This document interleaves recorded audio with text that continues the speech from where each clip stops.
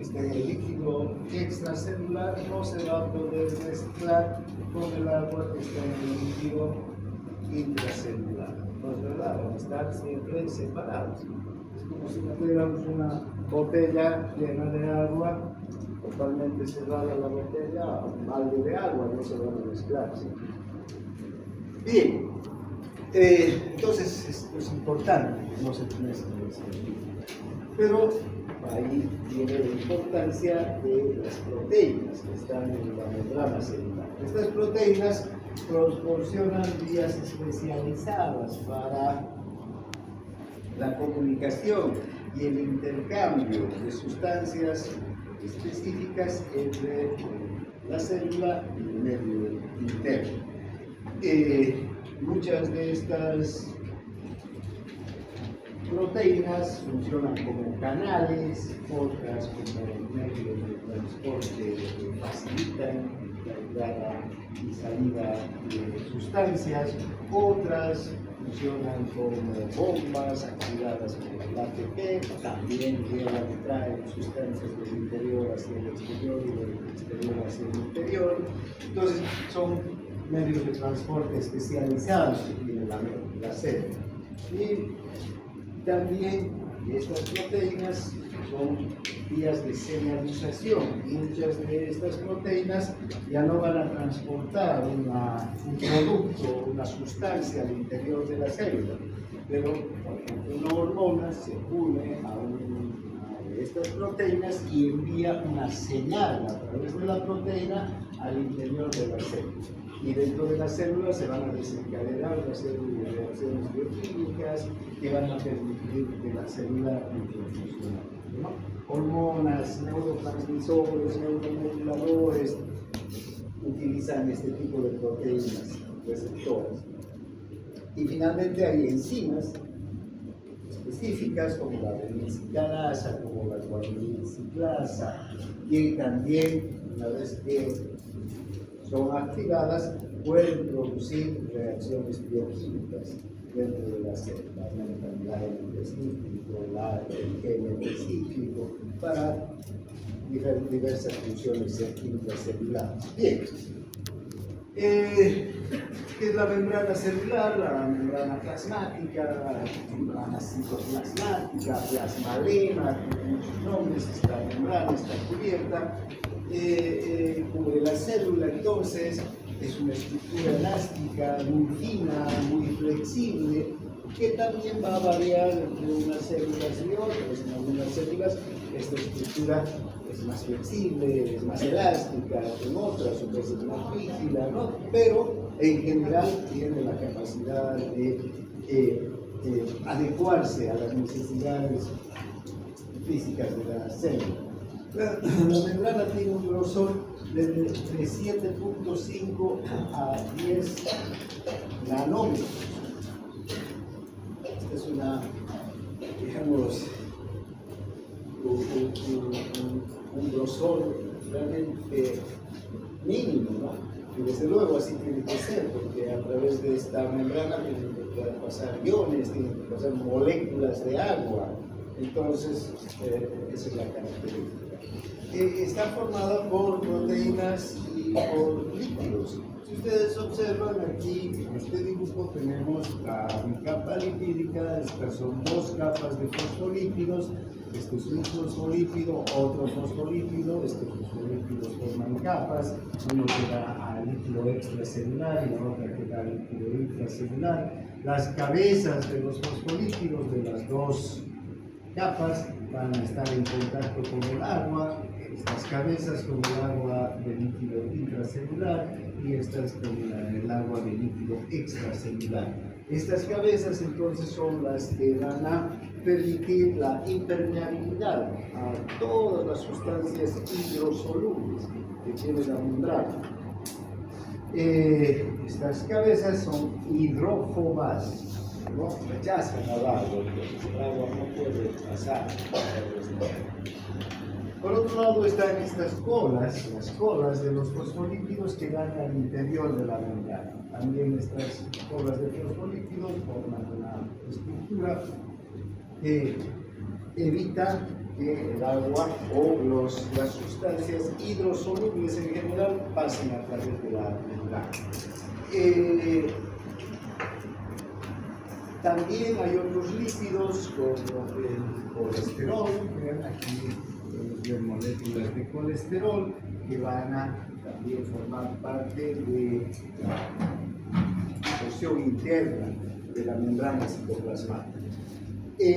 Las proteínas, entonces son estas proteínas, vemos una, aquí vemos otra, esta es una proteína integral, esta es un neurotransmisor, podemos tener proteínas como esta que son enzimas que funcionan activando mecanismos bioquímicos intracelulares. Entonces son proteínas, dentro de las proteínas tenemos algunas que atraviesan toda la membrana, son proteínas de estructuras transmembrana, otras que están unidas a la parte interna de la membrana, generalmente las enzimas están unidas a la parte interna de la membrana, ¿no? Y también hay un pequeño porcentaje, el mayor porcentaje de las proteínas, a pesar de que la membrana es una bicapa lipídica, hay más proteínas que lípidos en la membrana. ¿Por qué? Porque las funciones de las células son tantas que necesitan muchas de estas proteínas que permitan ingresar agua, iones, glucosa, aminoácidos, todo lo que la célula necesita, y eliminar también todo lo que la célula no necesita, ya todos los desechos. Además, muchas tienen que recibir muchas señales de neurotransmisores, de hormonas, diversas hormonas que van a una célula. Entonces, hay muchas proteínas estructurales y funcionales dentro de la célula, de la membrana. Y finalmente tenemos los hidratos de carbono, que están en una pequeña cantidad, pero que cumplen una función importante. En especial forman lo que se conoce como el glucocáliz, que está en la parte exterior de la membrana. Este glucocáliz se ocupa de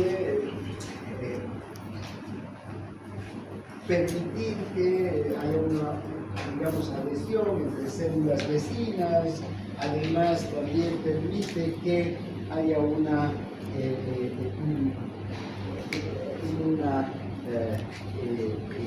carga eléctrica negativa que rechaza ciertas sustancias para que no se acerquen a la célula, a no ser que sean sustancias que tienen algún tipo de señalización y que pueden llegar hasta la célula, rechazadas, porque tienen una carga negativa.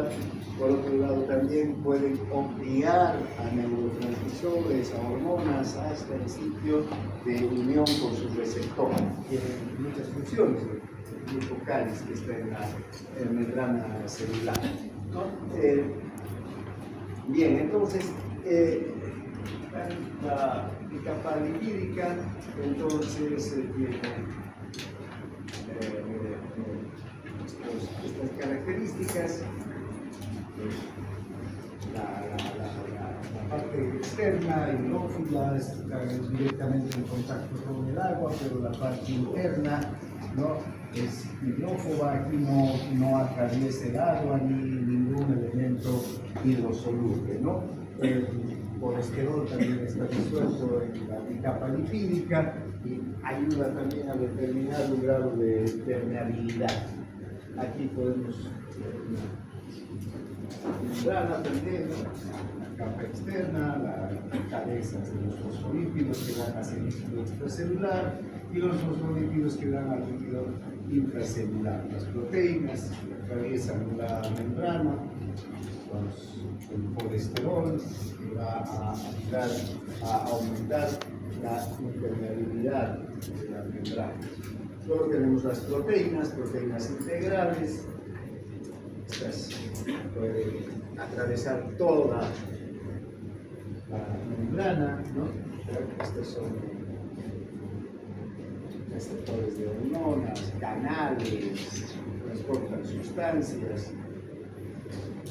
mandan señales a la célula, y luego las proteínas periféricas que vienen a ser estas que más que nada cumplen algún rol de tipo enzimático. También los hidratos de carbono, ¿no? Que son glucoproteínas o glicolípidos, forman el glucocáliz, como les decía, sus funciones, tienen carga negativa, porque confiere a la célula la carga negativa facilita que la célula no tenga contacto con radicales libres y otras sustancias que podrían dañar, a no ser que la célula afecte a la sustancia. El glucocálisis hace que una célula se una con otra y finalmente actúan como componentes del receptor de las hormonas y de los neurotransmisores. Bien, entonces rápidamente hemos hecho un repaso a la membrana. De aquí unas 2 clases vamos a hablar solo de los medios de transporte que hay en la membrana celular. Entonces vamos a hacer un estudio más profundo de la membrana solamente. Hasta aquí nos quedaremos con esta idea muy general de la membrana, ¿ya? Ahora hablaremos del citoplasma y sus orgánulos. Bien, ya sabemos que la porción líquida del citoplasma es el citosol, ¿no? Nos hablamos también como el protoplasma.